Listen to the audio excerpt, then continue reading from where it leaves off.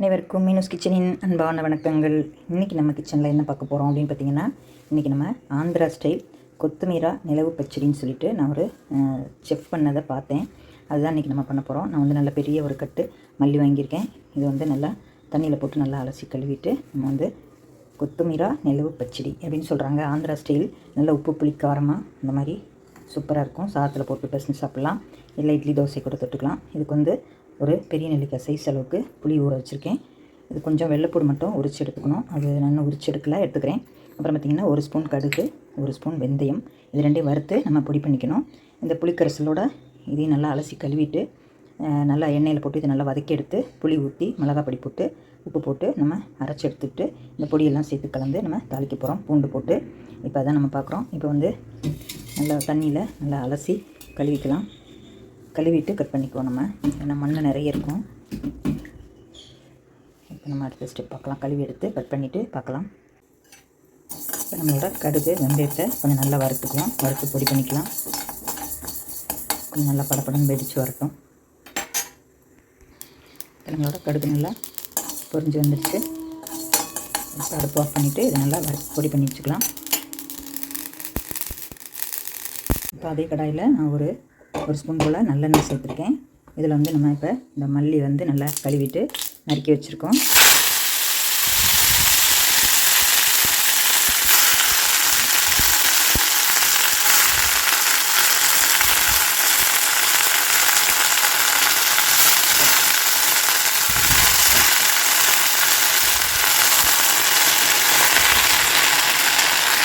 மல்லியை நல்லா வதக்கி ஆற வச்சு இது கூட புளி சேர்த்துட்டு மிளகாத்தூள் எல்லாம் சேர்த்து அரைச்சிக்கலாம். பாருங்கள் எவ்வளோ மல்லி போட்டேன், அப்படி எல்லாம் ஒடுங்கி கொஞ்சமாகிடுச்சு. இந்த மாதிரி மல்லி கட்டு நிறைய வாங்கினீங்கன்னா இந்த மாதிரி செஞ்சு வச்சிட்டிங்கன்னா உங்களுக்கு எப்போவும் யூஸ் ஆகும். டக்குன்னு குழம்பு இல்லாத சமயத்தில் இதை கூட போட்டு சாதத்தில் பிரச்சனை சாப்பிட்டுக்கலாம்.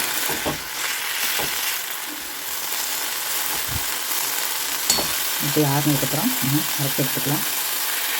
இப்போ நம்மளோட தாளிக்க வேண்டிய பொருள் எல்லாமே ரெடி ஆகிடுச்சு. பூண்டு ஒரு 5-6 பல் இந்த மாதிரி நறுக்கி எடுத்து வச்சுருக்கேன். நீங்கள் தட்டிட்டு கூட சேர்த்துக்கலாம். இப்போ புளி கரைச்சி ரெடியாக இருக்குது. நம்ம கடுகு வெந்தயம் பொடி பண்ணியாச்சு. இப்போ தாளிக்கிறதுக்கு ஜீரகம், கடுகு, எனக்கு பிடிக்குமேன்ட்டு நான் உளுந்தும் கடலைப்பருப்பும் எடுத்திருக்கேன். ஆனால் அந்த செஃப் சொல்லிக் கொடுக்கும்போது உளுந்து கடலைப்பருப்புலாம் சொல்லலை, நான் அதை எடுத்திருக்கேன். இப்போ நம்மளோட மல்லியும் வதக்கிட்டு ஆறிடுச்சு. இப்போ இது நம்ம நல்லா மிக்சியில் போட்டு கொஞ்சம் கோர்ஸாக அரைச்சி எடுத்துக்கலாம். இந்த காம்பெல்லாம் இருக்கிறதுனால கொஞ்சம் திப்பியே தான் வரும். அப்படின்னு நம்ம அரைச்சி எடுத்துக்குவோம். இப்போ நமக்கு ஆந்திரா ஸ்டைலுங்கிறனால கொஞ்சம் உப்பு புளியெல்லாம் கொஞ்சம் காரம் ஜாஸ்தி தான் இருக்கும். கொஞ்சம் கம்மியை பார்த்து அவங்களுக்கு தேவைக்கு தகுந்த அளவு போட்டுக்கோங்க. இப்போ நான் புளி ஒரு தரம் கரைச்சதை எடுத்து வச்சுருக்கேன். அப்படி இதில் சேர்த்துக்குவோம். ஏன்னா புளி ரொம்ப புளிக்குது, அதனால் கொஞ்சம் ஊற்றிக்கலாம். இப்போ இது கூட பார்த்திங்கன்னா தனி மிளகாத்தூள் 1 ஸ்பூன் எடுத்திருக்கேன்.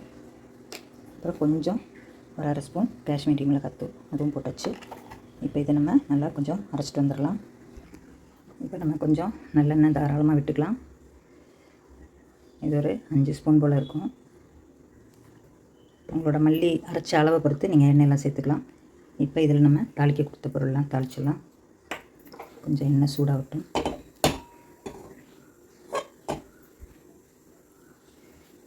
இதுக்கு கொஞ்சம் ஒரு 4 வரமிளகாயும் கிள்ளி எடுத்து வச்சுருக்கேன்.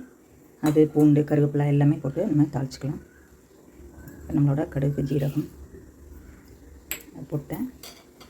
அப்புறம் உளுந்து கடலைப்பருப்பு அதையும் சேர்த்துச்சு.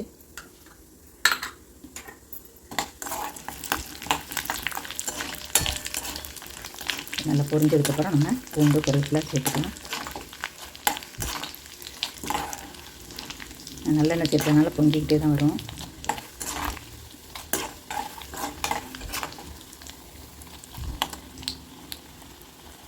வரமிளகா சேர்த்த உடனே பூண்டு சேர்த்துடணும், இல்லைன்னா கருகி போயிடும்.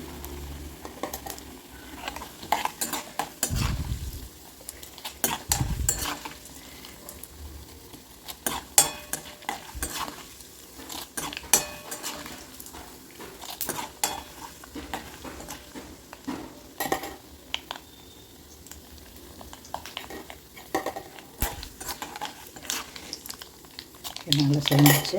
இப்போ நம்ம வரமிளகாய் சேர்த்துக்கலாம். இது கூட பூண்டு கருவேப்பிலை சேர்த்துக்கலாம்.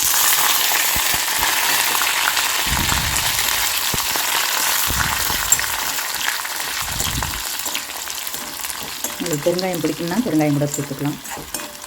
நான் பெருங்காயம் போடல. அதுக்கு கொஞ்சம் மஞ்சள்தூள் சேர்த்துக்குவோம். அப்புறம் தேவையான அளவு உப்பு சேர்த்துக்குவோம். இப்போ நம்மளோட அரைச்சி வச்சுருக்க மல்லி இலை, புளி, மிளகாப்பொடி எல்லாம் சேர்த்ததை போட்டு நல்லா கலந்து விட்டுட்டு அரைச்சிக்கலாம். இப்போ நம்மளோட கொத்தமீரா நிலவு பச்சடி சூப்பராக நல்லா எண்ணெயெல்லாம் பிரிஞ்சு நல்லா வந்துருச்சு. பாருங்கள், சூப்பராக இருக்குது. இப்போ நான் கடைசியாக தான் இந்த கடுகு 2 பொடியை சேர்க்குறேன். எண்ணெய் முன்னாடியே சேர்த்தா கொஞ்சம் கசந்த மாதிரி வந்துடும். அதனால் ஒரு கொதி விட்டோம்னு நம்ம இறக்கிக்கலாம். உங்களுக்கு பிரியமானால் இதில் கொஞ்சம் வெல்லம் கூட சேர்த்துக்கலாம். வெல்லம், பெருங்காயம் உங்களுக்கு பிடிச்சா சேர்த்துக்கலாம். நம்மளோட சூப்பரான கொத்தமீரா நிலவு பச்சடி சூப்பராக ரெடி ஆயிடுச்சு. அவங்க மஞ்சள்தூள்லாம் சொல்லலை. நான் மஞ்சள்தூள் காரம்லாம் போட்டிருக்கோம். அதனால் வயிற்று புண்ணுக்கு நல்லதுன்னு மஞ்சள்தூள் சேர்த்துருக்கேன்.